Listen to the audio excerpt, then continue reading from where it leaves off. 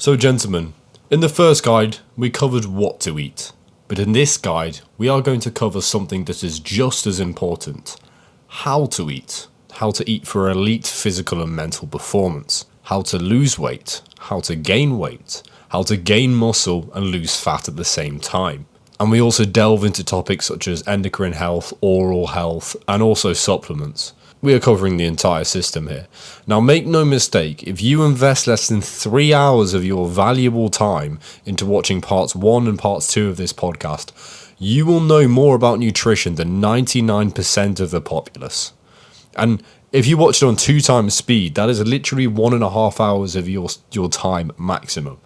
And you can do it whilst doing something else. This is an extremely ROI dense activity that you are doing right now, and it could shave years off your life. But gentlemen, if this is the first episode you are watching, I implore you to go back and watch part 1, which we did a few weeks ago. It's the last video uploaded on this channel. Indulge in that thoroughly and then move on to this one. And of course, gentlemen, before we get into the meat and potatoes, we like to delve into our familiar format of SSS, which is sun, soil and spring. Now, those of you who've been watching will know exactly what this is.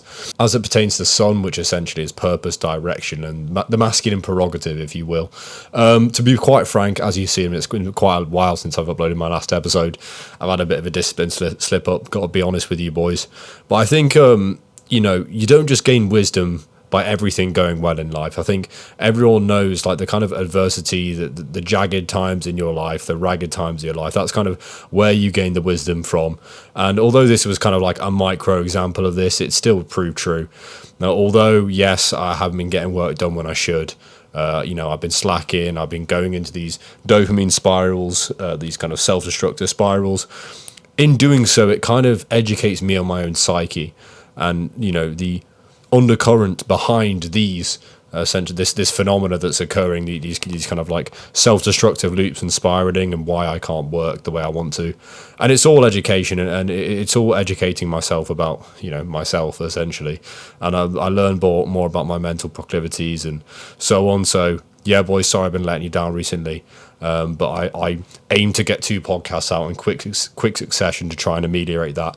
And I hope the value of this will kind of bring a silver lining to the dark cloud of my inconsistency. And of course, soil. Now, as you may be able to hear in my masculine deep voice right now, I've been ill for like the past week. So that's not been fun. Still been training and stuff, but gut health's also taken a hit. So I've decided to spend a good 200 quid on some more supplements. So we're going for another gut health protocol, which is essentially like antimicrobials, really, with some leaky gut in there and some bile support. Not going to bore you with the details, but so we're going to start that next week. So, or as soon as the supplements come, basically. So hopefully I can get some results on that, because I've been chronically ill for about 5 or 6 years from my gut. So if I could save this, if I could fix this, that'll be quite frankly fabulous. Spring. So in terms of, I'm mainly focusing on the feminine at the minute. And this has been a difficult one. I'm still struggling with the morality of sexuality, like how I should express myself sexually. Should it be celibate? Should it be degenerate? Should it be, there's different paths I can take. And I've been praying to God to give me answers on this. And I think I'm starting to get answers, but nothing cemented yet. So it's a difficult one, and I'm kind of in a situation right now where there's a girl I've been seeing, and to be honest, I think at the start I kind of gave her this illusion that it's going to be something long term, but I kind of getting to know her. She's a lovely girl, but I don't see her as something long term, and I think she's kind of caught feelings for me. So unfortunately, I'm going to have to be, it's. You want to take the easy way out, but I think you have to be a man first before anything. So I'm going to have an unpleasant conversation with her soon, which I'm not looking forward to. But man, I thought I'd share that with you, because it's, I'm sure it might be something you faced as well. It's so easy to just stop replying to them and sort of kind of take the easy way out. But I think you just got to be a man about it and say, look, this is the truth. And it's scary, and those hard conversations no one wants to have, but Yeah, man. And also by saying this on here, I've got to have it now as well. It's that extra layer of accountability. So yeah, my life's not been the fucking greatest in the minute, but it's all a learning curve, isn't it? So yeah, I don't Godspeed. But gentlemen, today I want to be quite concise and quite efficient and straight to the point, and try not to, add too much fluff to my conversation, even though I already have fallen into that trap. So first and foremost, meal timings. Now, in my opinion, the best format for this is to have quite a light breakfast. Now, why do we do this? Because essentially, you want to get the bulk of your work done in the morning, right? Because that is when you cognitively you're performing at your peak. And if you want to do, the cognitively demanding tasks that are the needle movers in your business, in your work, in your life, they're going to have to be done in the morning. Majority of people are going to be most effective in the morning. So you don't want this massive big meal to kind of bog down your digestion, maybe, give you a bit of brain frog, ribbit. No, you don't want that. You don't want that at all. So what you want is something quite nice, quite light that you can just digest quickly, but, it keeps you satiated and helps you push through. And then lunch is actually where I'd have my biggest meal. A lot of people say, oh, no, you have your biggest meal at dinner. That's actually quite a fool's errand, because when one studies digestion, you realize that your body is most primed for food in around the middle of the day. This is when we would traditionally have been eating most food, right? So you're going to have your most bile available, your most stomach acid, your most digestive enzymes. Your body's going to be raring to digest the biggest meal actually in the middle of the day. So this is when I would actually eat my biggest meal, probably around, to say, if breakfast was around 8 a.m., 7 a.m., I'd probably be eating it around 12 just in the afternoon. That's when I'd have my biggest meal. And then dinner would actually be lighter, because with dinner, you don't want to have this big meal before you go down to sleep, because then all your energy is going to be spent digesting this food, and it's going to take away your body's ability to repair and recover and restore while sleeping. So, for example, if you were to have like 3k calories, which I guess is on the upper end of like the average calories, 3k maintenance calories is, maintenance calories is essentially the calories you need to eat to maintain your weight. So I'd say probably like a light breakfast around 500 calories. I'd say you have quite a heavy lunch, about 1,500 calories, and then like a medium dinner, so like 1,000 calories. And I'd say that's kind of how I do my meal timings and sizes. Now, a lot of people are very keen on skipping breakfast and kind of intermittent fasting. And to be honest, in my opinion, it's best to have a breakfast, but just keep it light. I've tried intermittent fasting, and I did it for ages. I was convinced it was a godsend, but the thing is, I think you take quite a toll on your digestion, to eat all this food in the later half of the day, and you kind of have to cram it down. Yes, the mental clarity is great, but yeah, I don't think it's optimal, and I think it's quite stressing on your body. Even just fasting for like 12 hours isn't optimal for your body, I don't think. I think your body wants that steady nutrients, and I think it's better for your digestion as well to eat something in the morning. But that's why I kind of, compromise. I still will eat something light. And even if you don't want to eat any proper food, you can do, there's this kind of movement that went around recently, which I think is really good actually, and it's called fruit till noon. So it doesn't need explaining. You eat fruit until noon. Pretty simple. And as I get into it, that has a lot of like metabolic benefits as well for your metabolism. That's what metabolic means.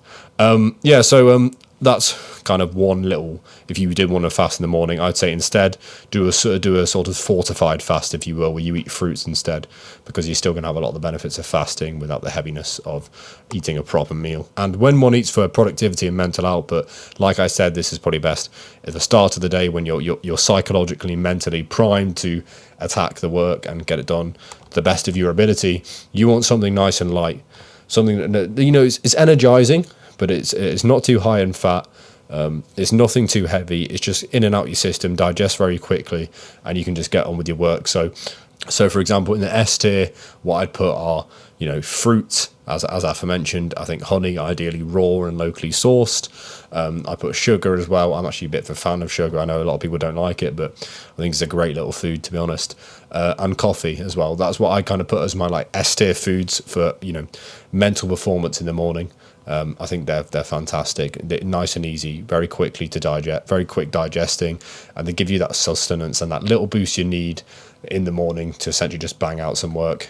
And then a kind of like A tier, what I'd put is like Greek yogurt, rice, like skim milk. That's probably what I put around A tier.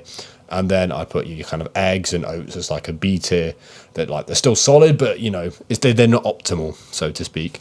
And then anything else I kind of put below that. What you essentially want is something low fat, and you want it like a quick digesting carbohydrate that nourishes you. Maybe some electrolytes in there, which is why like milk's good, and fruit juice and fruit, and that's why they're good, and just gives you a little bit of energy as well. Now, fat isn't the worst thing in the world because your brain actually loves fat, like it operates very well on fat. But I'd be cautious of mixing too much carbs with fats. I have heard from friends that there is something called a honey cardio, which is essentially, you can guess, you put honey on an avocado and eat it.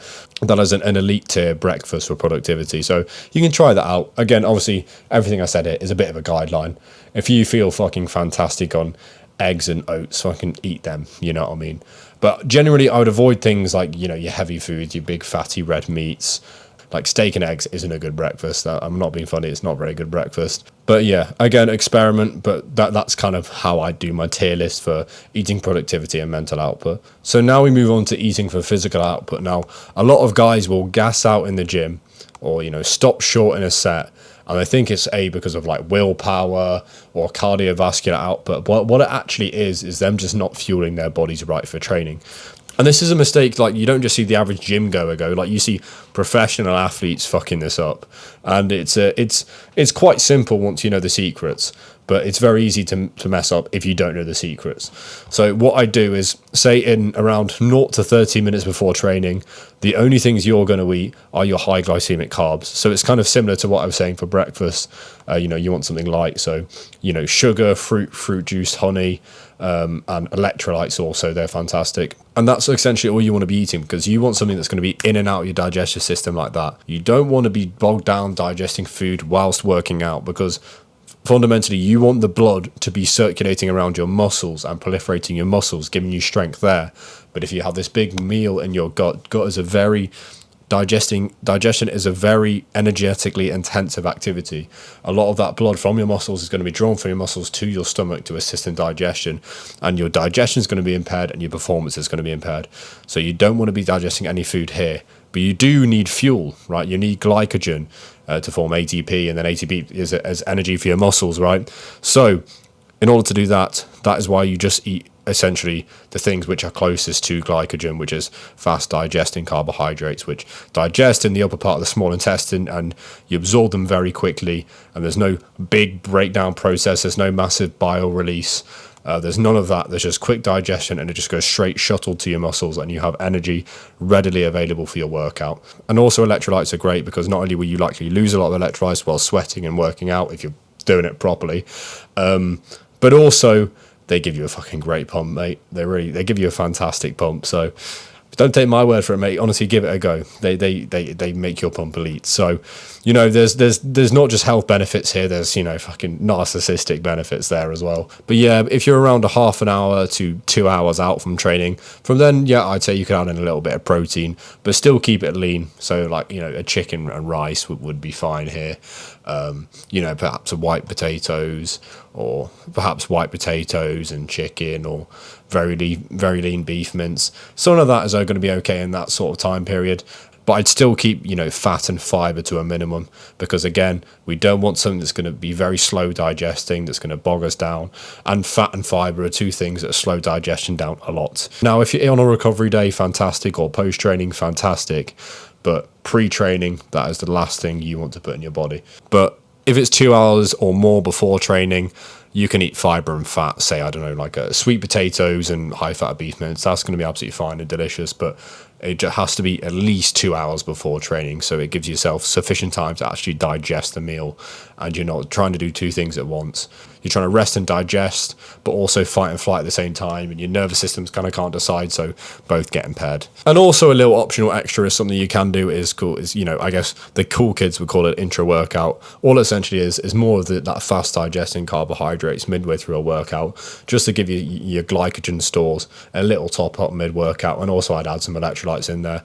Now, if you wanted more of a natural source, something like fruit juice naturally has electrolytes, and also it has, you know, carbs in the form of fructose in, which is great.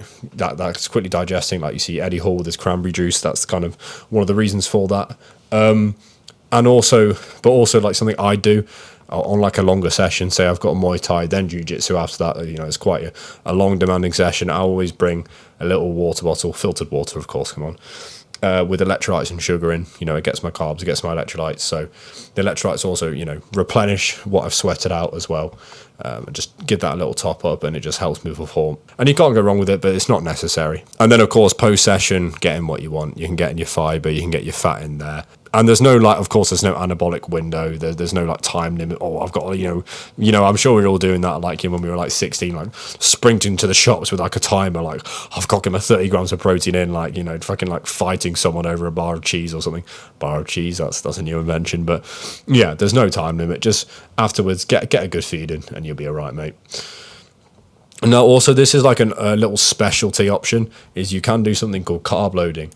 Now, what carb loading is essentially the night before, or even if you want to go to extreme example, for example, if you're like competing in martial arts or something, or a powerlifting competition, you go as far as like 4 nights before, you just eat loads and loads and loads of carbs, like way more than you normally would, whilst also simultaneously reducing your training load, so you're not using any of the glycogen, and you essentially just store a crazy amount of glycogen in your muscles. So when it comes to that day you're competing, you'll just be raring to go and very, very powerful. Like I said, carbs make you powerful. On the more extreme end of this, you could do it 3 to 4 days before, like every night, just about pounding carbs every day and not training. Alternatively, you could just do like the day before, where you don't really train, you just eat loads and loads of carbs, and you'll feel great in the morning. And this is something that you generally notice. It makes you feel very, very powerful. So that's also another little optional tool you can add on as well. By the way, gentlemen, the more astute of you would have noticed, what we have here is actually a homemade candle that I've just put out. 1 second, let me put that back. Well, there we go. And the more astute you would have noticed that I believe I told you a couple of episodes ago I planned on making a homemade candle. You all thought I was joking. You all doubted me. You all hated me.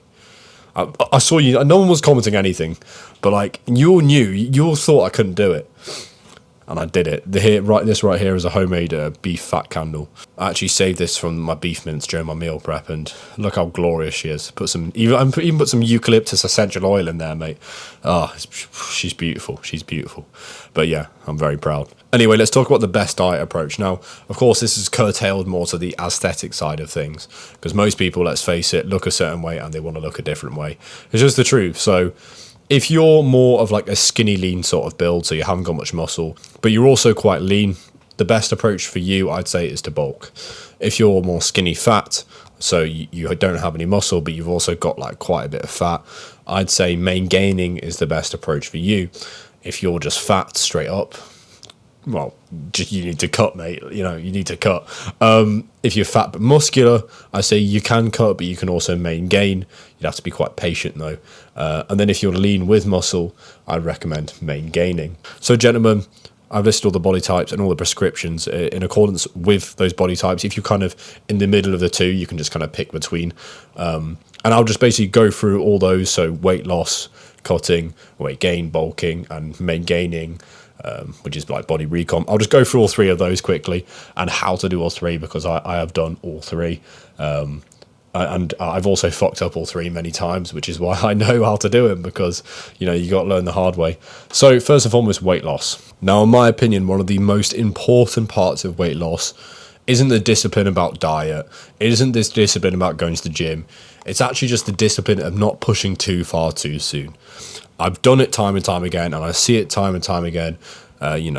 People who are overweight or fat, let's say how it is, they have this burst of motivation and like, yeah, let's go do it.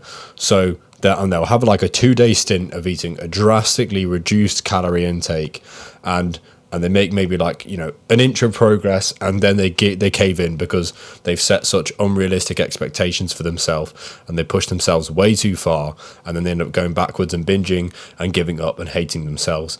I see the cycle so much. I've been in the cycle so much, and the reality is the first thing you have to accept, and this goes for any of the 3 diets really, but you have to accept that it may well take months.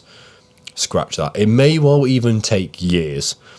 And right now, I'm actually just going to give you a second of silence to contemplate upon that and actually internalize it and accept it. Because if you deny that, you're never going to get anywhere. Because nothing worth attaining is easy to attain. Because if it was easy to attain, everyone would have it. okay? The fact it's hard to attain makes it worthy of attaining. You know, if everyone had a jiu-jitsu black belt and went to the gym, it would mean nothing.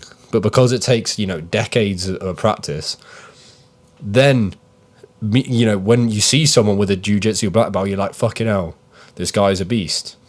So that's the thing. It's the same thing with a six-pack. It's the same thing with a fit body. It's the same thing with anything worth attaining. Okay, so first, I'm literally just going to let you gestate in that statement for a second.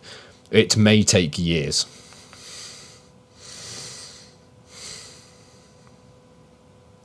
It may take years. Right, are we all okay with that now? Okay, right, good. Let's continue. So, like I said, people love short bursts of motivation, but you just end up back where you started. So what we need to build is a consistent system in which you can actually stick to. Like, what you want is sustainability. If you just restrict yourself and restrict yourself and restrict yourself, even no matter how many David Goggins books you read, you're going to crack at some point. And when the dam cracks, the river flows through. So, gentlemen, it's not about blocking off the river. It's about adapting to the flow of the river. And perhaps cultivating in the direction you want it to go. All right, and adjusting to the current. Okay. Now, that's a long-winded, you know, fancy, poetic way of saying, essentially, you have to fix the system so that it is actually sustainable, so that you're satiated going to bed, so that you're eating the right food, so that you fix your metabolism. Okay, so that you fix these bad eating habits, so that you train hard, and then sooner or later it becomes almost effortless to you. But let's actually break down like how you can do that. So first and foremost, in building this system for weight loss, one of the most important aspects, and this is going to be a battle you face, and to be honest, like everyone faces all the time with any system they build as it pertains to their life, and this is going to be one of the biggest challenges you face from day one, and that is remaining emotionally detached from the system. If, you know, you're staying locked in, but the weight on the scales goes up, you cannot respond emotionally to that. You cannot start getting annoyed and start thinking, oh, blah, blah, blah, blah, blah, and being entitled, or it should be going down, and so this. At the end of the day, like, there isn't some, like, prankster, you know, invisible prankster who's, like, messing you up and, like, laughing at you, go, tee. No, there is only an objective reality in which you are interfacing with. And in this objective reality, you are fucking up somewhere, right? And if you're not getting the results you wanted, you need to analytically, devoid of emotion, analyze your entire life and think, where am I fucking up? What am I doing wrong? Maybe I'm not counting oils, you know, when I'm counting my calories. Maybe I'm not actually getting 10k steps in. Maybe I'm not exercising enough. Maybe I'm eating processed foods, even though it's counting my calories, and that's messing up with my metabolism.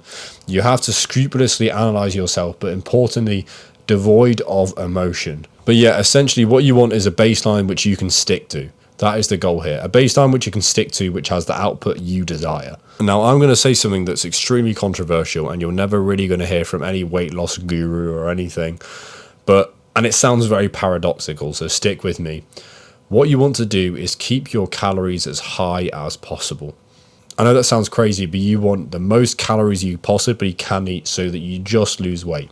Now, the reason for this is because the worst thing you can start doing is cutting your calories and you see a couple of results. So you automatically start thinking in literally like Pavlov's dog. If I take away X, then that equals Y. So I'll take away more of X and get more of Y. So you literally think less calories equals better, which is a terrible mindset to have. And that is very, very dangerous. And like, if you start being too restrictive with these diets, like you start feeling the lick of eating disorders, and you start having that paradigm shift where you start to slowly think less calories is better. And it's very, very dangerous because, you know, your relationship with food is a very intimate thing. And it's something which the balance is switched. It can mess you up more than even debatably a relationship with like a toxic partner. So it's very, very important that you have a good relationship with your food, and you got to watch and check yourself. Like, you have to appreciate that less calories is not better. And when those thoughts start creeping in, you have to catch them. You have to catch them by the scruff of the neck and throw them out. This is why I say it's important to keep your calories as high as possible. You want to take this slow. Like I said, this is going to take years. There isn't necessarily going to be a short-term fix. Like, the best case scenario is you set up the system, you fall in love with the game, you do it for the love of it, you almost forget about the results. Then one day you look in the mirror and you're like, holy shit, This is the best way I found, as someone who's, fallen out of shape and got back in shape probably, maybe around 10 times now. Honestly, it gets like that. But that is the best system, and because you want to think longevity, and if you don't have love for it, then you're not going to stick to it, no matter how much discipline you have. But also, another big issue with restrictive diets is the fact that your metabolism goes off a cliff. If you over-restrict your calories and reduce them too much, then what's your body going to think? Your body was eating abundantly, and all of a sudden it's eating barely anything compared to its caloric needs. What it is thinking is, we are starving shit. What's it going to do? It's going to slow that metabolism right down, right? It's like your laptop going on low power mode, or your iPhone going on low power mode. It wants to consume less energy because it has less energy available to it. So it's going to go on starvation. Your metabolism is going to plummet. Your body's going to be working against you. Your body wants to hold on to that energy stores, the fat it has. So that is why you don't want a restrictive diet too much, because you will crash your metabolism. So you want to work with your body, not against your body. So you want to maximize your metabolism. Now, great habits for this are being active, maybe getting an active job, maybe getting your 10k steps in. Now, we talked about this last podcast, but eating a whole food diet is very beneficial for this. Like eating foods your body actually recognizes. And this is actually one I didn't quite touch on enough at last podcast. And this is, you want big muscles, as big as possible, because big muscles are very energetically intensive. So if they're very energetically intensive, what's that going to do? It's going to mean your body costs more calories to maintain, so your metabolism is going to increase. And then also, if you have bigger muscles, you're probably going to be training more as well, because you enjoy training, you're stronger, and then you kind of get that positive feedback loop, and then you get bigger muscles, and then your metabolism increases more. So bigger muscles equals faster metabolism. This is another reason why you want to take your cut slowly, so you can actually build some muscle whilst doing it. Again, we're thinking longevity, and then eventually, once you reach the end of your weight loss, you not only would have lost the weight, and you see all these obese guys who lose the weight, but they literally look like a naked mole rat. They've got all this loose skin, and they just look grim. They're just like a skeleton underneath it. Instead of that, you actually look like someone who's healthy and powerful and strong. You're basically yourself, but like with muscle and minus the fat. Like, honestly, the more muscle you have, the easier it is to be lean, which sounds paradoxical, but it's 100% true. Now, also a couple of the trips in metabolism. Fruit until noon, as aforementioned, is a great little strategy. I'd recommend implementing that. And then also a little one which I haven't quite mentioned yet, just because I didn't want to overcomplicate things, but it is a little thing you can do as well. I would recommend segmenting carbs and fats and eating them separately. Now, it's okay if you have a little bit of carbs and then like a little bit of fat, and that's fine. Or if you have like a lot of carbs and a little bit of fat, or vice versa, that's fine. But what you don't want is a very high fat meal and a very high carb meal. So you don't want like ribeye steak and chips. That's not a good idea, because those are two different fuel sources, and essentially it's according to the Randall cycle, so you can look into it in your own time. But essentially, it's in a very, very short way to describe it. It's basically just harder for your body to process those two different fuel sources at once, as opposed to having them one at a time. Essentially, your metabolism slows down a bit. But if you segment them and eat them separately, your metabolism actually speeds up your metabolism. Now, two essential skills you have are weight tracking and calorie tracking. Now, calorie tracking we've been over in the last podcast, but you can download something like MyFitnessPal chronometer, learn to track food on there. There's plenty of resources online. Then after a while, you don't even need to log it on the app anymore. I mean, to be honest, like, we eat the same foods anyway, so you can just create custom meals and stuff, and it literally takes like 5 minutes every day maximum. Maybe 2 minutes, to be honest. 5 minutes is exaggeration. And then after that, you kind of know what's in all foods, and you can just mentally add it up. Then after a few months of like mentally adding up, you literally just intuitively know what to eat anyway. Like now, I don't track anything. Actually, I do track it because I'm on chronometer for micronutrient reasons, but I don't need to to know how, if I'm eating enough protein or calories. It's kind of just a habit you build, and you intuitively know what you need to eat. But in order to do that, you need to track it, autistically on MyFitnessPal or chronometer for a while. And then in terms of how many calories you eat, you just look up any calorie maintenance calculator. Like those tracking apps have them built in, and that's a good starting point. Put in your weight, your height, etc. And then however many calories your maintenance says, just eat that for a week. And then if your weight goes down like too much, then you up the calories. But if your weight stays the same or goes up, then you put the calories down. But also take into account your hunger and your satiation. If you're starving, don't put your calories down any further. In fact, I'd actually put them up, even if the scales don't say what you want them to say. you have to make sure that you're actually getting enough food in, man. Because obviously, occasionally you might have to go to bed a little bit hungry, especially when you're starting out. But if you eat whole foods, like I said, you shouldn't really, to be honest. I think it is pretty rare that you will go to bed hungry. But obviously, you'll know when you're pushing too far. Just don't push it too far. But in terms of your calorie changes, I'd change by like max 200 calories at a time. You don't want to be cutting off 500 calories or 1,000 calories or anything. That's too much. You want incremental changes, small incremental changes, but you have to be very, very patient. Like I said, we're in this for the long game. Impulsivity is the enemy here. You simply have to create the conditions for weight loss and then just wait and be patient, and it will happen. And then also you need to know how to track your weight. So how to track your weight is essentially first thing in the morning, after like a bowel movement and you've urinated as well. Basically just emptied your body of anything before you drank anything, before you've eaten anything. Just take off as many clothes as possible. And then and then just hop on the scales. And also, side note, make sure the scales have a solid floor underneath them. Like I've seen a few people do this, done it myself. Where you weigh yourself in the carpet, like, fucking hell, I'm 60 kilos now. I was 90 yesterday. No, you need to have solid floor under the scales. It's probably like an absolute like no-brainer, but I just had to say it anyway.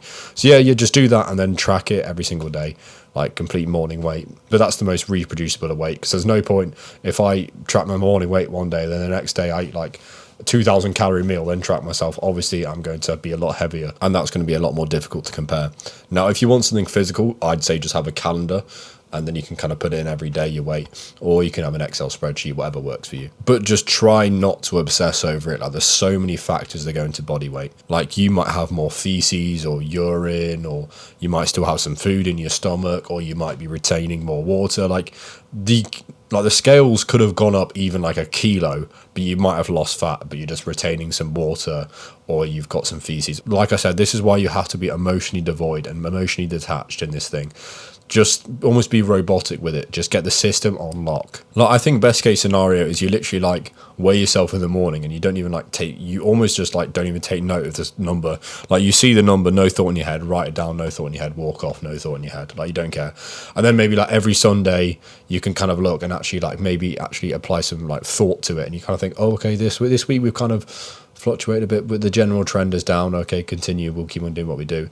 Oh no, the general trend is kind of staying still, it's plateauing. You know, I'll go for another week, like I said, because you want to take things slow. I'll go for another week. If it's still plateauing, maybe I'll consider putting the calories down a little bit. Oh, you know, if the calories are going down too low too quickly, oh, maybe we need to up the calories a little bit here. You know, like I said, but you just want to be as slow as possible.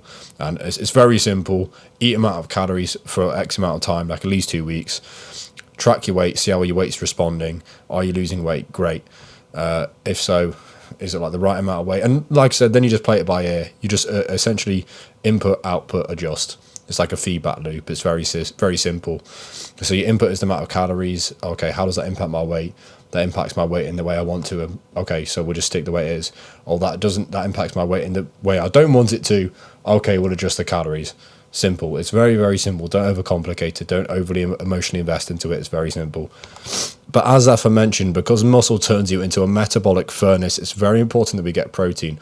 Also for the satiety index, as we discussed last time, protein is very satiating. It fills you up more, so you're less likely to overeat. So get a gram per pound of body weight. But if you're like a super fat guy or like an obese guy, I wouldn't eat more than 200 grams. 200 grams is completely fine. And I'd say you can go as low as like 120 grams. I think beyond 120 grams is probably diminishing returns, to be honest. But I wouldn't go lower than 120 grams. So get very bare minimum 120 grams. But, you know, going over 200 grams, you're really not going to get much benefit at all. I'd also pick a form of cardio that you enjoy doing. Now, for me, I've never been one to just like sit and stare at a white wall walking on a treadmill. I think that's the most NBC thing you can do. Or like on some bike, just going, and you're not even going anywhere. Silly, mate. For me, what I do is pick a team sport or pick a martial art or just pick a sport you love doing that isn't like darts or something, like, you know, something that actually gets you blood pumping, and just do that like twice a week. And it's obviously you get social benefits. That's why I kind of say like a team sport or like martial arts, because you get the community aspect. But yeah, fundamentally just do something you enjoy, because that means you're going to stick to it. I'd say do that. Like I said, 10k steps a day is a good little benchmark. And I'd say like at least 3 sessions a week where you just hit all the essential body parts. There is a nightly training manual coming soon, don't worry about that. So yeah, gentlemen, that's essentially all my knowledge on weight loss distilled into one section. I hope it served you well. And now we're going to talk about bulking. Now, bulking is also very, very easy thing to fuck up. Like, I remember when I was 17 years old, I went from 82 kg to 106 kg. Like, literally, like, imagine a 25 kg plate in your hand. That's literally how much I bulked. And because I thought bulking was just, you know, you had to force feed yourself as much as humanely possible, so I was just eating 6,000 calories of junk food and just piling on weight. And you know, because I watched Eddie Hall and Brian Shaw and all these guys who are eating like 10,000 calories a day, and I was like, I have to do that. So I did it and blew up like an absolute balloon, right? But it was pretty goony. Like, I'm not gonna say I regret it, to be honest. Like, I think you got to respect it, you know what I mean? But like, I had these savage stretch marks, and like, yeah, I still remember hitting like the 105 kg bench press PR at 106 kg body weight. Like, fucking hell, mate. Like, I'm not going to put you through the same affirmation, or it's going to take years, but you know, it's a good mindset to have, because the key is to be very, very slow. Now, you have to think about this logically, okay? So the first year of lifting with your beginner gains, you could put around about 1 kilo a month of muscle, like, and that's on the upper end of things.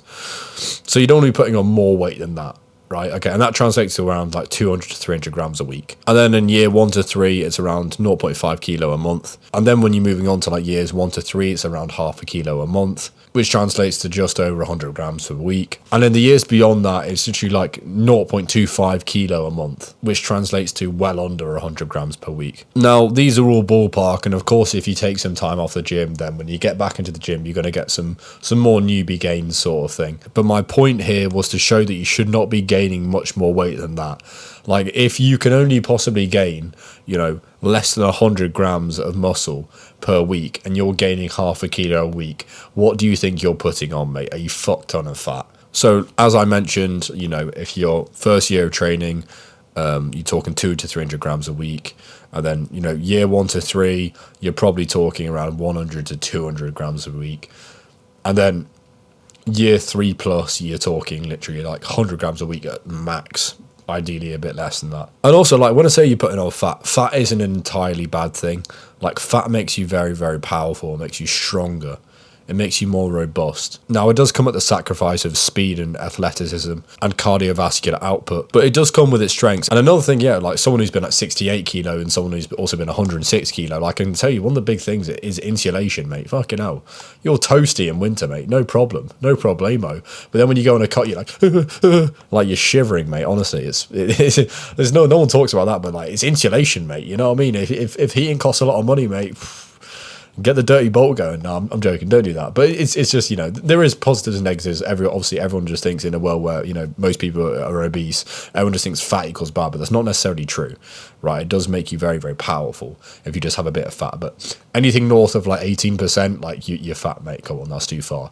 But like, south of that, that's all right, mate. You're in a healthy body fat range, in my opinion. And of course, those ranges are for men. For women, it's much higher. But yeah, so I'd recommend tracking your calories if you're unfamiliar with it, as I've mentioned in previous sections, in order to learn. But I would definitely recommend weight tracking, because it's very easy to go overboard and then put on too much weight. So 100% I recommend tracking your weight, especially if you're going pretty hard on the bulk, because it's very easy to just like push too hard and gain too much weight, and you have to do so much work to lose it again, and then you probably overcut, and then you lose the muscle you gained anyway, and it's just like, it's too much effort. So you have to take it very, very, very slowly. And also, that there is quite a large subsector, especially in the modern day, and I see a lot of these, and I speak to a lot of these guys, of like your typical hard gainers who have a very fast metabolism, and whatever they do, they can't put on weight. And I'll tell you what, a lot of these guys, like, obviously, there's nothing I can do but put on weight. Is cope. Look up Sawyer Klatt's day of eating. Sawyer Klatt, SAWYER KLATT. And this guy is now like a world champion powerlifter or something crazy. And I remember watching him back in the day. And because his numbers are elite back in the day, but how hard this guy used to push himself to get calories in was insane. And this guy is like the hard gainer of hard gainers. But now he looks like a Viking and deadlifts like 400 and something kilo, something ridiculous. Like, I guarantee you, every time someone's saying, oh, I can't put on weight, aside from like some people, like, I know that you have hard gainers who also work like labor jobs, which is like burns loads of calories, and like some of them, that's like fair enough. That is very, very difficult. I'll give you that one. But if you're a guy who just, you know, it doesn't have like a labor intensive job, and, you know, is a hard gainer, and say, oh, I haven't got much of an appetite sort of thing, You're not trying, mate. You're not trying. But I want to give you a couple, strategies you can use to try and make it a bit easier for you to put on weight. So as I've mentioned, I say, if you're trying to lose weight, keep fats and carbs separate. No, you want to gain weight. So you eat fats and carbs together, high fat and high carb together, because you don't want your metabolism quick, mate. You don't want your metabolism quick. And for you, I'd recommend just spamming fat, getting as much fat as you can, if you can digest it, of course. So we're talking full fat dairy, like pints of whole milk. I mean, ideally raw if you can. Like great cheese on like everything. Cheese you can just put on everything. It's just so much calories, so much protein. Generally, dairy is great. High fat mince is insanely high in calories. Eat loads of pasta. It's easy to get down and easy just to make really highly calorific. If you put pasta with high fat mince and cheese, like that's fucking so many calories. And then if you add some like bread on the side as well, that's another thing. Like clean ingredient like bread and butter on the side, if you can, is fantastic. And if you can find clean ingredient garlic bread, that's fantastic as well. Like something with actual just like butter and bread, not like seed oils, that's great as well. Like, because if you just have bread and butter on the side of everything, you just kind of like stuff yourself full of these carbs and calories, and it just keeps them coming in. And another like clean bulking hack is that a lot of people, like I remember back in the day in school, when everyone like the hard gainers would try and put on size and get in as many calories as possible. And obviously they were limited with money as well. So what they do is like buy like, custard creams or something and just buy a whole pack and just slam them. It's probably like 1,500 calories or something. What you should do instead is buy shortbread.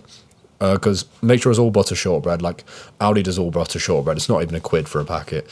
And in that, it's literally just butter, salt, and sugar. I think that's literally, and flour. And like I said, that's high fat and high carb. And so that's going to be great for putting on weight. And you can just that's so easy to eat as well. You can just eat loads of it. It tastes delicious, and it's literally like clean ingredients, right? And it's cheap. So something like that, I would just be spamming all the time as well. Just eating loads of that, and that's another way to get calories in. And then also more like high fat, high carb things. If you can find clean ingredient pork pies and like sausage rolls, I recommend getting them. Quite hard to find. If you get the specially selected or like the premium range of sausage rolls, those tend to be all butter pastry, but not 100% of the time. I know Aldi and Asda, they do like Melton Mowbray pork pies, like the mini ones, and those ones are clean. They don't have any seed oils in. That's a great option for getting calories in, because they're super like high calorie dense and they're high carb, high fat, which is going to be great for putting on weight. Now, of course, get fruit and veg in for the micronutrients, but go ham on the fats and the carbs. That's what you want to do ultimately, because reality is like if you're getting in loads and loads of calories, so like you're going to be hitting your protein, you're going to be hitting your micronutrients probably. But I mean, still keep one eye on it, but generally should be all right. And make sure you're on it with meal prepping as well. You're prepping in advance. You always got food to hand, so there's no excuses. Like what I do is just do loads of meal prepping on a Sunday. That just sets me up for the week basically. And I eat around 4,000 calories per day, and I find it pretty simple, to be honest, mate. That is, as long as I meal prep on a Sunday, it's fine. And also make sure your digestion is taking it, because you're going to give it quite a beating if you're a hard gainer, pounding loads of calories all the time. Try and chew your food. Try and eat in a relaxed state, eat with other people. Don't just force feed yourself all the time, because that's going to wreck your digestion long term. Make sure you're digesting fat properly. Make sure everything's moving through. Get your fiber, get your probiotics. We talked about gut health in the last one, but just a little reminder. Now, it does take a lot of work, but it's 100% doable, and so many people cope so much with it. Like, it's 100% doable, but you just you don't want to do the effort that's required, so you just say it's impossible, and that's the reality of the situation. But it's 100% doable, especially if you use some of the strategies I've discussed today. Like, I'm not someone who just had it easy. Like I'm like I said, I'm someone who used to force feed myself so much, even if it was stupid, like it was retarded, like I was getting fat, but I still did it. Like I used to fall asleep next to meals. Like I'd have this massive, I'd always have like a massive tray, and all I do is just fill the tray. So I'd have everything that was left of like my family dinner, just pour it all into that plate. I'd have like loads of wraps, loads of sandwiches, loads of like cakes, loads of like whatever. I would just fill the entire fucking tray with them, and then I literally just. I just go into my bed and just so I can scoff the whole thing. And I remember literally falling asleep next to these meals because I couldn't finish them anymore. Falling asleep, I'd wake up in the morning, see uneaten food and finish it. Mate, all I'm saying is you can 100% do it, you just don't want it bad enough. You don't also know the strategies. And of course, don't fast, because you want as big an eating window as possible. So fasting's counterproductive here. So what you want to do with bulking is just track your weight and track your calories. Gain weight very slowly. Be patient, and if you need to, eat fucking hard. So now, gentlemen, with dieting, we're going to talk about main gaining. Now, this is my personal favorite strategy. Before I do that, I just want to say, if any of you want any help with nutrition, I'm doing half an hour free calls. Like, I'm not going to try to sell you anything, nothing. To be honest, the reason I'm doing it is just to kind of have a bit more experience and maybe get to know people watching my videos a bit more. So there's no pressure or anything, but I'll put a Calendly link in the bio, completely free. If you want like half an hour free nutritional consult, or you just want to talk about something, that's fair enough, mate. I'll put it in the description. So check it out if you fancy, mate. And like I said, I'm not going to try and sell you anything so you feel bad about saying no. No, it's nothing like that. It's literally just a case for me. What I'm getting out of it is experience, and for you, what you're getting out of it is knowledge. So it's a simple trade if you're interested. Just in there, no pressure. But anyway, main gaining. So a lot of people think it's not possible to lose fat and gain muscle at the same time. That would be quite the feat, gaining fat and losing muscle. Oh mate, I've done that plenty of times, I'll tell you that for free. But yeah, no, it most certainly is true. It is easy. It is possible to do. And to be honest, it's actually quite simple. All you need to do is eat the right amount of calories so you stay at the same weight, eat enough protein, train hard, and just wait patiently. And give it a few months, you will have lost fat and gained muscle. Like whenever I want to lock in, and like I've fallen off the wagon a bit, as we all do, this is my go-to strategy, because most often I'm not that lean if I've fallen off, but also I don't have the amount of muscle I want. So I'd call myself, compared to the standards that I compare myself to, skinny fat. So in accordance with that body type, I would go and main gain. So that is essentially what I would do if I was out of shape, because it's a nice middle ground that you get the benefits of both cutting and bulking. And it's not too restrictive, but you still get the strength gains, but you still look lean after a while, and you still get to gain muscle. So it's a nice middle ground. You kind of get the benefits of everything, and you kind of, the downsides are a little bit lessened of everything as well. Of course, the upsides are a bit reduced, but that's part of the game. There's no solutions, there's only trade-offs. Like, it's my opinion, if you're experienced in the gym, unless you're like, say, a professional bodybuilder or something, this is where you should spend most of your time, to be honest. Unless you wanted to get like super lean, or you wanted to put on like loads of extra muscle and get super strong, this is probably what you should just spend most of your time doing, because you can get strong and you can get lean, but it's just less about the extremities, this one. And this also means that you don't have to yo-yo with your physique. You can actually just stay in shape all year round, and you don't need to force feed yourself or starve yourself. It is just like the natural way of living, in my opinion. As always, like I said, guess what I'm going to say? This may take years, and you have to be prepared for that. Like, it won't take years until you see benefits, I'm not gonna lie, but it is gonna happen a lot more quicker than that. But at the same time, have that mentality, like, you be prepared to do it for years, because if you're not prepared to do something for years, you're not gonna ever see the results of it. Because even if you're prepared to do it for a few months and you get the results after a few months, if you're not prepared to do it for years, when those results and the dopamine of that result starts slowing down, as it always does in the gym. Like I said, you gain muscle in your first year way more than you gain in your third year. So if you don't have that foundation of love for the game and that willingness to do it for years, you will fall off eventually. So it's very important that you cultivate that love for the game. And like a little pattern I've noticed whilst doing this, like over several times I've noticed this, is you will say for like a month and a bit, you kind of not actually see loads of results. Like, you will see progress, but not to the kind of level you want, and it will get a bit frustrating and you'll get annoyed, but you stick with it because you're a disciplined young man. And then eventually it's kind of like the effects start to compound, and you kind of realize, like, the body fat starts peeling off you, the strength gains start coming in, and you start looking incredible. And then literally you have a period of like week by week, you'll go in and you're like, you're fucking hell, your physique will look different every time, and improve. And that's literally what I noticed with this. There will be like a stalling period where it kind of like, it takes its time and nothing much happens. Then all of a sudden you stick with it, and then boom, and like veins start popping out of nowhere, and it's beautiful, mate. It's beautiful. So this is why, for this one especially, well, all of them, but you got to be super patient with this one. And also, like, it is important to keep, like, this is why this is good about this one, because you don't need to like be overly strict in tracking and weighing up and strategizing. But that being said, if you're doing this right, chances are your metabolism will increase over time. So you just have to keep, weigh yourself every so often and keep one eye on it.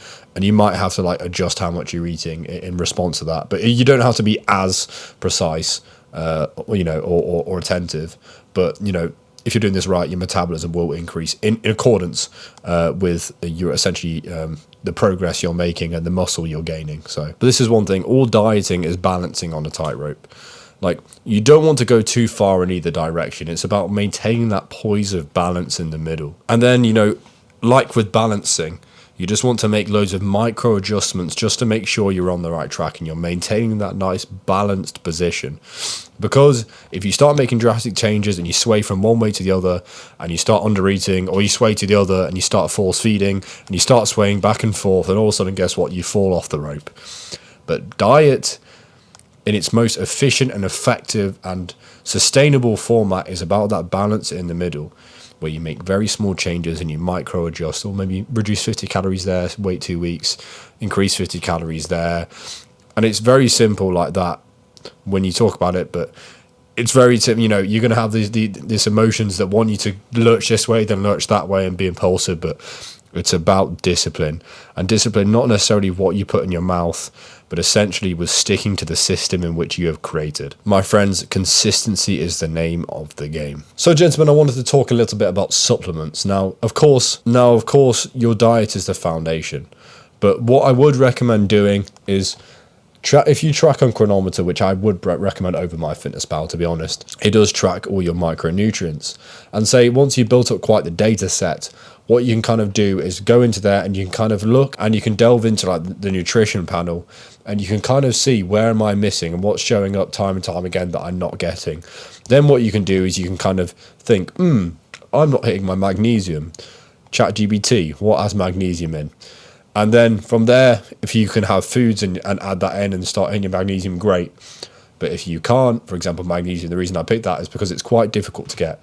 And because, soils are becoming more and more strict with nutrients as we overfarm, consequently our vegetables and fruit are have less and less nutrients in them. So it's harder and harder to get these sufficient levels of these in.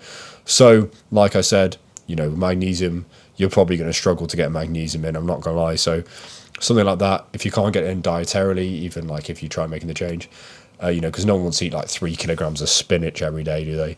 We'll save that for Popeye. But so at that point, what I do is looking into options for supplementation.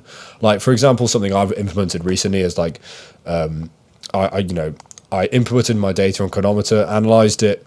Well, actually, it was a friend who analysed it, to be honest. But he essentially said, mate, you're not hitting your iodine day in, day out. You're missing your iodine every time. And I thought, well, what's iodine got in it? It's like seaweed. I don't know where the fuck, they don't sell seaweed in Aldi. So what I've had to do is it's sort of a supplementation, but I've just bought iodized salt, which is essentially a salt just fortified with some iodine in it, or like potassium iodide or something, whatever. And that essentially just helps me get my iodine in. And that's essentially how you can use that system for supplementation for like micronutrients. So just to reiterate, input data into Chronometer after a certain period, see what am I missing out on, consistently. Can I replace this naturally? If yes, great, do it. If not, supplement. A couple of supplements that I would recommend doing, like generally, are magnesium, just because that's very difficult to get dietarily. And then vitamin D3 plus K2. It's better to get D3 plus K2 because a lot of micronutrients, they don't just work singularly. They often work in ratios, and if you increase one too much, you reduce the other one.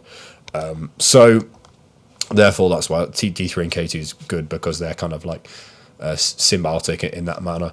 But like, say for me, obviously in the UK during winter, no sun, and it's hard to get through food. Like D3, vitamin D, you get it from the sun mostly. It's like you get a bit from food, but it's mainly the sun. In the UK, there isn't any sun. It doesn't exist, mate. I don't even know what the word sun means, mate. I might have to take it out of SSS. I put cloud instead, and rain. So say for example me, obviously it's difficult to get a diet. I'm not eating 30 eggs a day. Well, there's no sun. I can't get it from natural means, so I'll supplement it, right? And then something I'd actually recommend is getting an unflavoured electrolyte powder. I just get one from like bulk powders. It's super cheap, and it's just a great way to boost your electrolytes. I told you that last time, but I just wanted to put that in because we're talking about supplements. And then potentially like a B complex isn't a bad idea either. B complex is, all the B vitamins are just pretty goated, to be honest. And like, again, it's something that's quite easy to be deficient in the modern day. And something like creatine is a bit of a no-brainer, to be honest. Like, you 100% should be on creatine. I mean, what creatine essentially does is increases the ATP availability for your muscles. Basically, gives your muscles more energy for longer. That's pretty much what creatine does. And it also has a lot of beneficial nootropic effects for the brain as well. So creatine, again, is like well, it's pretty hard to get through natural means. You'd have to eat probably like 3 kilograms of beef to get like the therapeutic dose of creatine, which gives you these benefits. So creatine is just a great thing to have, and the only potential side effects, like I think it's very, very rare, but like hair loss can occur from creatine. So just keep an eye on that. And I think it's just more if you're susceptible to it anyway. So again, like it probably won't, but it's just because like there is a very small risk. So I just recommend keeping an eye out for that if you are taking it. But fundamentally, like if you have chronic issues that, like for example, like reduced energy, brain fog, or like systemic issues that keep on showing up time and time again, the symptoms rearing their ugly head. Fundamentally, what I do is, like, I think most of these issues are probably going to be solved if you actually nail the basics, and it's so easy to overlook these. I know I have so many times, and you reach for this fancy supplement instead. But honestly, if you have not got your diet dialed in and consistent, if your sleep and circadian rhythm are not dialed in, and you're not having deep sleep every single night, waking up with morning wood, feeling refreshed, if your hydration is on point and you're getting enough water, you're getting enough electrolytes, and most importantly and most overlooked, you're not reducing your stress. Oh my God, I might have to make a whole podcast about stress, to be honest, because it's overlooked so much. And honestly, the modern environment just has you on like your cortisol spike constantly, and it is so bad for you. It is so bad for you, for your health, and it can cause so many chronic issues. And relaxation is worth its weight of gold in the modern day, and it's very difficult to come by. And it's definitely something I'm working on as well, which, so I'll probably make the podcast in a bit once I've properly gained more expertise on this and had more success in that field. But yeah, so that's it. If your stress isn't good, if your hydration isn't good, if your circadian rhythm and sleep isn't good, if your diet isn't good, if all those aren't flawless, obviously maybe if your symptoms affecting one of them, that's going to be a bit issue. That's going to be a bit difficult, I know. But within your control, if those aren't flawless, then don't bother going to any supplements. But once you've got those unlocked, or to the best of your ability, for example, like, you might have sleep issues. That might be one of your symptoms. So, it's difficult to optimize sleep, fair enough. You might need supplements to break that kind of cycle. But yeah, once you've got that nailed into your best ability, then you build the foundation for the building. Then you reach for the supplements, and you kind of do your own research, and essentially make sure to buy the right supplements. And obviously I can't list every single medical condition and the correct supplementation here, but you're a smart guy, you can do your own research. But yeah, just don't overlook the basics. Honestly, this is a lesson I've had to learn time and time again, and I'll probably have to learn again.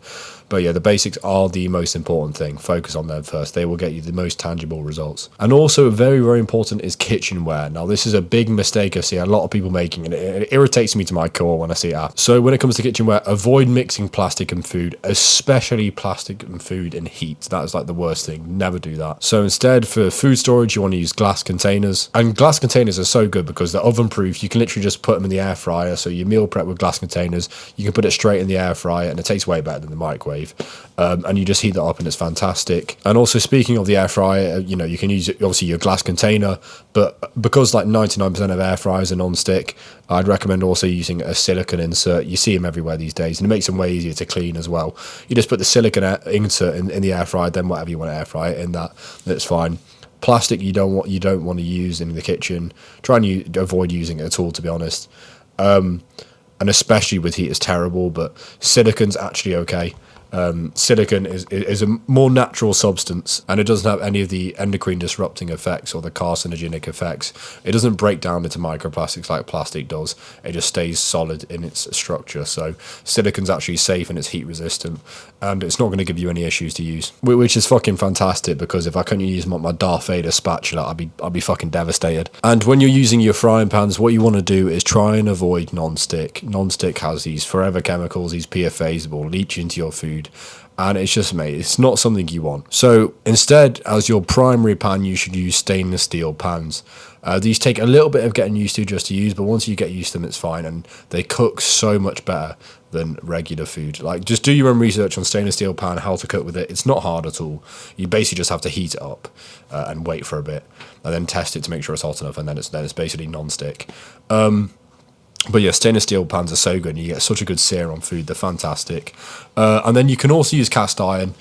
I will admit, I don't think, unless you're like iron deficient, cast irons are best to use regularly. By regularly, I mean like a daily sort of occurrence. Just because, like I said, they do have iron in the food. They do have iron in them, which can leach into the food quite a lot. So never use them with anything acidic like tomatoes or vinegar, whatever, anything like that, because the iron is going to leach into the food a great deal, which is just not something you want at all. And so what I'd actually use like cast iron for is you can use it for searing, but to be honest, a lot of the time I think stainless steel actually gets a better sear. But you can use it for searing. I just use it mainly for like lower heat stuff like eggs. I think that's a bit better than stainless steel, because stainless steel tends to be, you need it to be quite hotter. You need to be a fair amount hotter in order for it to be non-stick. So eggs, it doesn't work the best on always. But yeah, with cast iron, man, just make sure it never gets wet. And if it does get wet, wipe it with a paper towel and then heat it up on the stove, so it actually fully evaporates, because it is cast iron, and what does iron do? Iron rusts, so you can't have any water near it. And with, I think people overrate seasoning, to be honest. I'm not going to lie, Pete, I might get hate for this, but honestly, all I do with mine, and it works perfectly fine, is, yeah, it came pre-seasoned years ago, but I basically just, after every use, I'll just put a bit of oil on it, like whether it's olive oil or avocado oil, and just wipe it all over and make sure it's got a nice like glossy coat on it, and it's been absolutely fine every time. I think people overrate like all seasonings and all this. Gay, mate, you don't need to do that. Or at least I find you don't need to do it. And then for a pot, just use a stainless steel pot, and kitchen utensils.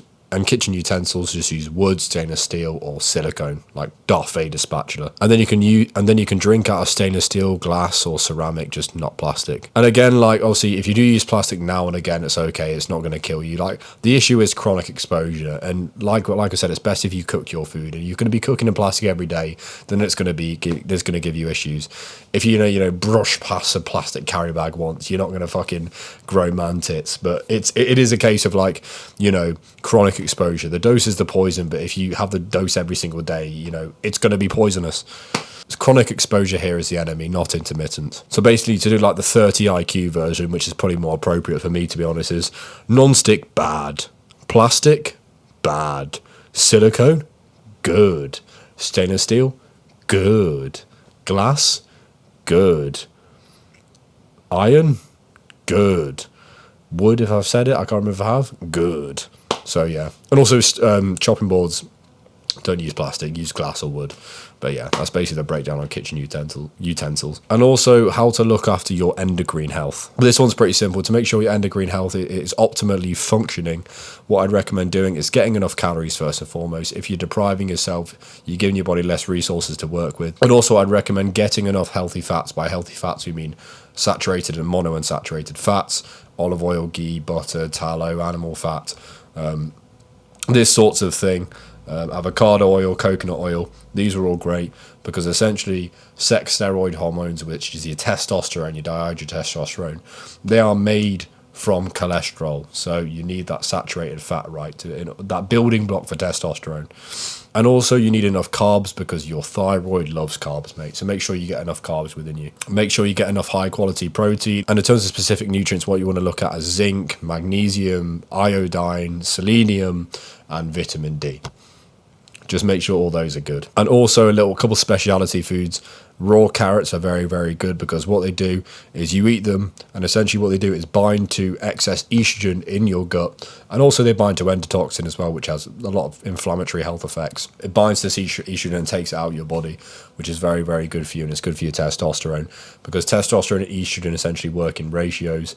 And estrogen has like more feminine effects on you, and testosterone has more masculinizing effects on you. And obviously, like I said, they work in ratios. And there is such a thing as an aromatase enzyme, which converts testosterone to estrogen, right? I know, terrible, right? But if you eat white button mushrooms, this can actually inhibit that aromatase enzyme. So it actually stops the conversion of testosterone to estrogen, which is going to be beneficial for your testosterone. So those are two little foods I just recommend adding in. And also the white button mushrooms, they also remove endotoxins from your gut, so that's another benefit.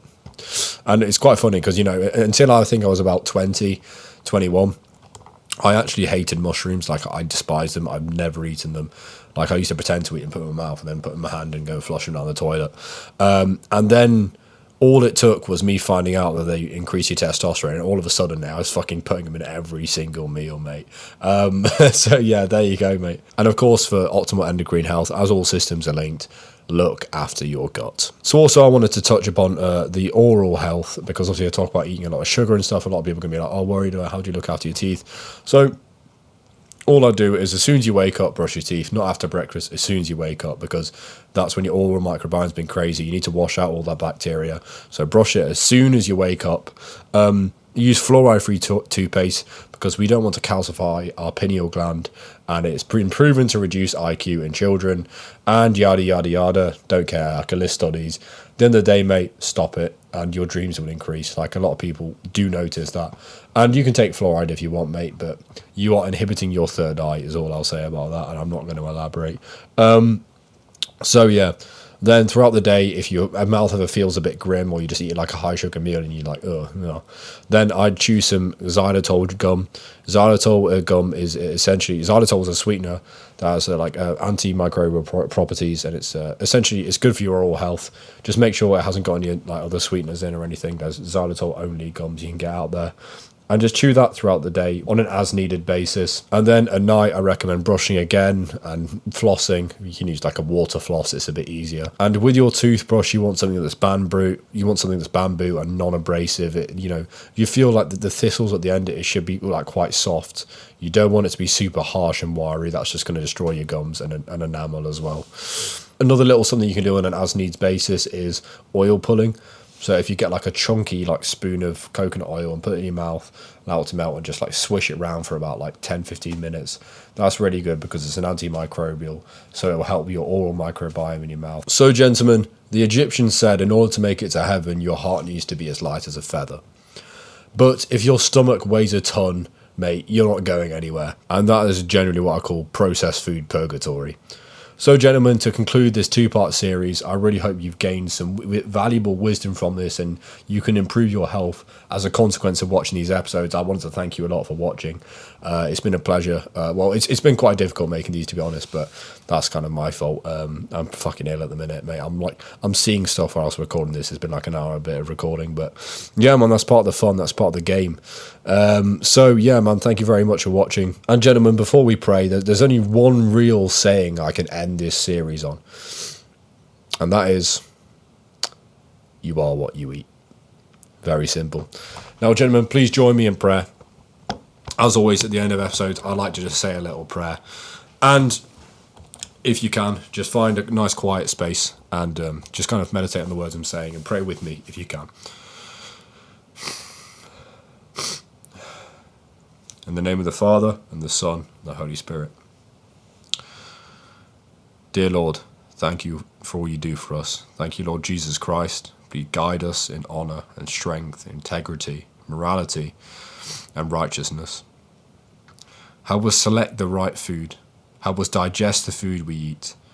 Help us build a system that engenders our health in the modern day against all odds. Thank you for all you do for us. I pray that those with empty cupboards and empty plates are filled and satiated. And I pray that we give food to the hungry. I pray in this dark world we can enjoy our food and enjoy the lightness that it still brings, and cook up beauty and cook up memories round a table and share it with people and indulge in it and enjoy it. And I hope food in that manner is a candle in the dark night of our society. But thank you, Lord. I'm grateful for the food you give us. I truly am, and I really enjoy every morsel, and help me make use of it. Help me use the energy that is given to me to do good in this world. I hope all of us do the same.